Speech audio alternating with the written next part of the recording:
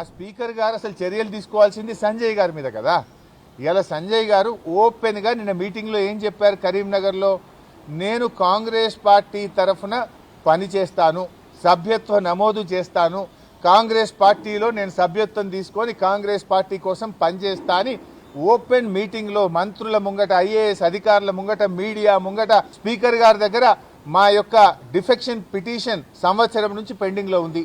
తక్షణమే సంజయ్ని అనర్హుడిగా ప్రకటించాల్సిన బాధ్యత స్పీకర్ గారి మీద ఉంది.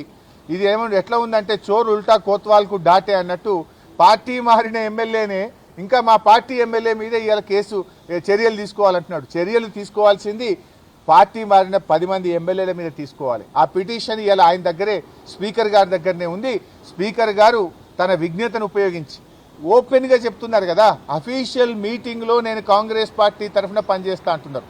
అంతెందుకు, కాంగ్రెస్ పార్టీ ఎమ్మెల్సీ జీవన్ రెడ్డి గారు కూడా వీళ్ళు ఈ పార్టీ మారిండు, ఈయనను పార్టీలో తీసుకోవద్దు అని కాంగ్రెస్ పార్టీ ఎమ్మెల్సీ జీవన్ రెడ్డి కూడా చెప్తున్నాడు కదా. సంజయ్ మీద చర్య తీసుకోవాలి, ఈ సంజయ్ పార్టీ మారిండు, ఇతను ఎట్లా తీసుకుంటారు, ఇతను హత్యా రాజకీయాలకు పాల్పడుతుండు అని కాంగ్రెస్ ఎమ్మెల్సీ జీవన్ రెడ్డి గారు కూడా చెప్తున్నారు. ఇంతకంటే స్పీకర్ గారికి ఆధారం ఏం కావాలి? అటు కాంగ్రెస్ ఎమ్మెల్సీ చెప్తున్నాడు, స్వయంగా పార్టీ మారిన సంజయ్ కూడా నేను కాంగ్రెస్ పార్టీ కోసం పనిచేస్తానని మాట్లాడుతుంటే ఇది open shut and mouth case. Speaker గారు తక్షణమే వీళ్ళను ఇవాళ అనర్హత వేటు వేయాలని చెప్పి డిమాండ్ చేస్తున్నాం. ఇన్ఫాక్ట్ బీఆర్ఎస్ పార్టీ కూడా సుప్రీంకోర్టులో కూడా పిటిషన్ వేశాం.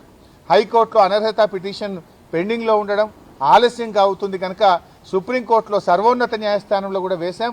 మాకు విశ్వాసం ఉంది, గతంలో సుప్రీంకోర్టు కొన్ని రాష్ట్రాల స్పీకర్లను 3 నెలల్లోగా అనర్హతపై నిర్ణయం తీసుకోవాలని డైరెక్షన్ ఇచ్చింది కనుక సుప్రీంకోర్టు నుంచి మాకు న్యాయం జరుగుతుందనే నమ్మకంతో మరి సుప్రీంకోర్టులో కూడా బీఆర్ఎస్ పార్టీ తరఫున కేసు వేయడం జరిగింది.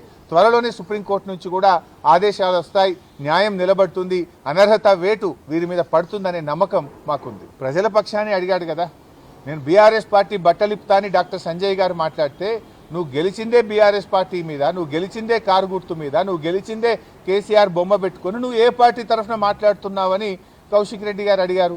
దానికి ఆయన సమాధానం చెప్పాలి కదా. ముందు రెచ్చగొట్టింది సంజయ్ గారు, బట్టలిప్పుతా అనే మాట ఆయన ఎట్లా మాట్లాడతాడు? నిజంగా నిజాయితీ ఉంటే నీకు రాజీనామా చేయి, ఎమ్మెల్యేగా రాజీనామా చేసి నువ్వు ఉప ఎన్నికల్లో కాంగ్రెస్ పార్టీ తరఫున గెలిచి అప్పుడు మాట్లాడితే దానికి ఒక శాంటిటీ ఉంటుంది.